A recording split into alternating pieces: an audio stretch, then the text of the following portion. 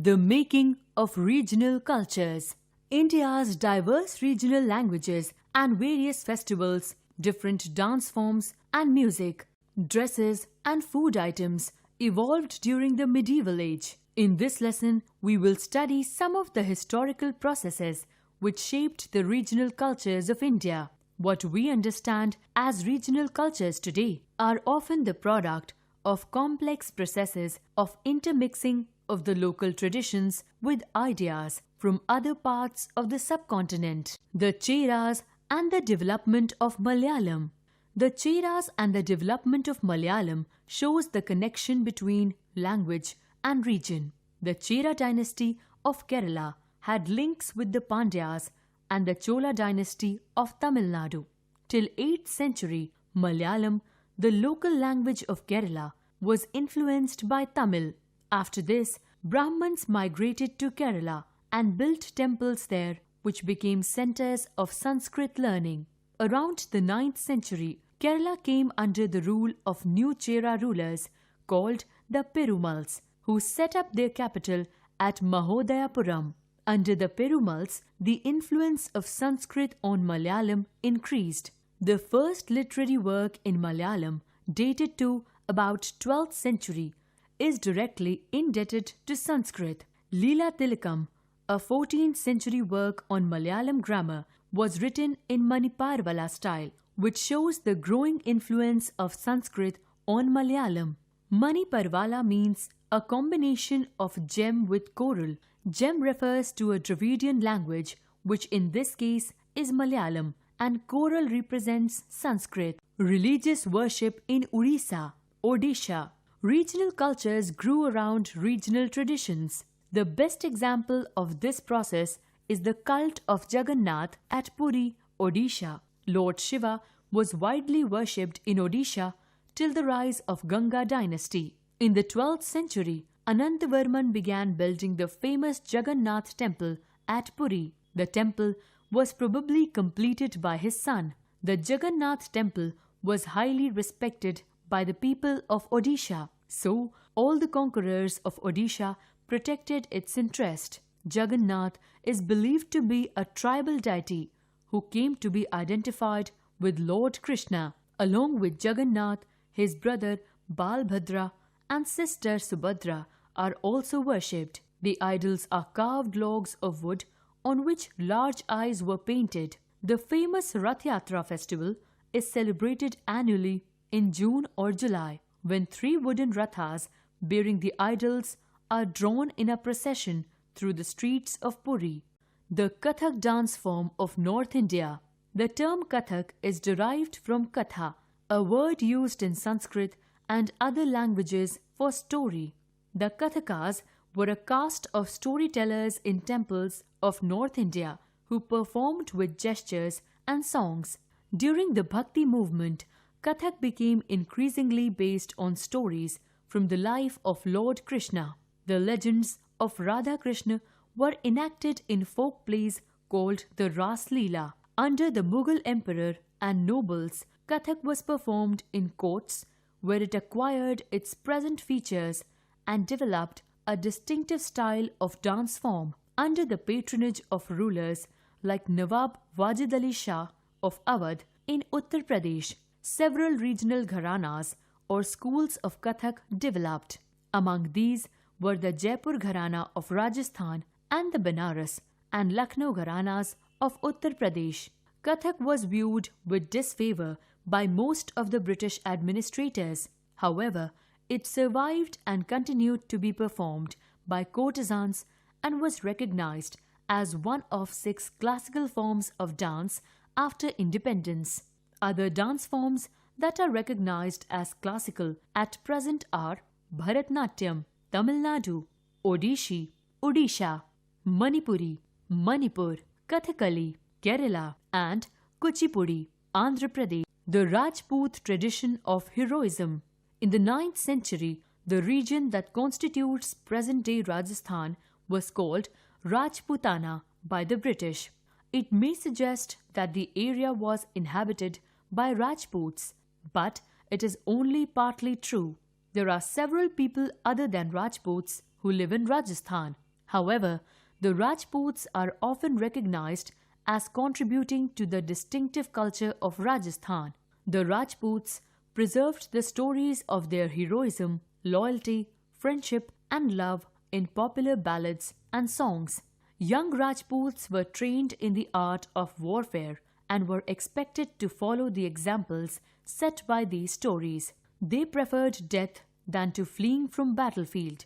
They also guarded the honor of their women folk. Women were also depicted as following their heroic husbands in both life and death.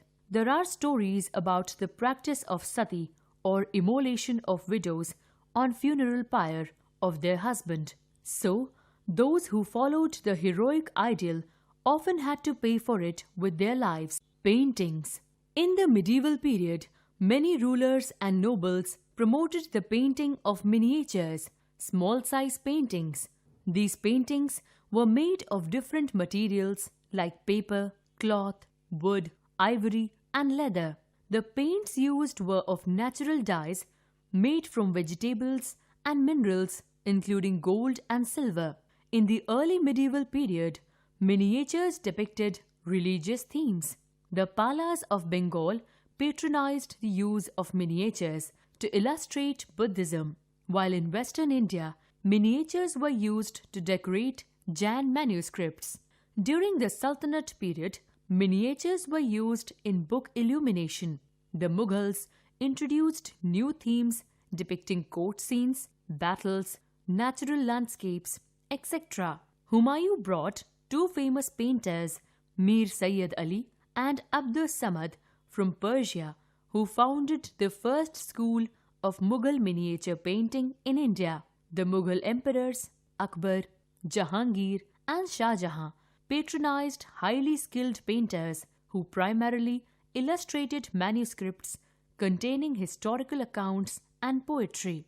Aurangzeb's dislike for painting led to the migration of painters from Mughal court to the different places such as Rajasthan, Kangra, and the Deccan. Different styles of miniature painting developed in different regions. The Pahari style of painting developed in the hills, extending from Jammu to Garhwal. The Sultans of Deccan patronized the Deccan style of miniature painting. Developments in medieval Bengal. We often tend to identify regions in terms of the languages spoken by the people. So, we assume that people in Bengal always spoke Bengali. However, it is interesting to note that while Bengali is now recognized as a language derived from Sanskrit, early Sanskrit texts suggest that the people of Bengal did not speak Sanskrit language. Under the patronage of the Muslim rulers of Bengal, several authors translated the Ramayana and Mahabharata into Bengali from Sanskrit. Kritivas Ojha translated the Ramayana and Srikara Nandi translated parts of Mahabharata into Bengali. In fact, by the 15th century, the Bengali group of dialects came to be united by a common literary language based on the spoken language of the western part of the region, now known as West Bengal. Thus, although Bengali is derived from Sanskrit, it passed through several stages of evolution. Early Bengali literature may be divided into two categories. One is indebted to Sanskrit and the other is independent of it. The first includes Bhakti literature like the biographies of Chaitanya Dev, the leader of the Vaishnava Bhakti movement. The second includes Nath literature. The Nathpanthis composed two types of literature which were passed on orally. One was in the form of instructive verses, partly in code language, meant for cult members. The other was in the form of stories. They include epic poems called Mangal Kavyas, so called because even listening to these stories is believed to bring overall well-being.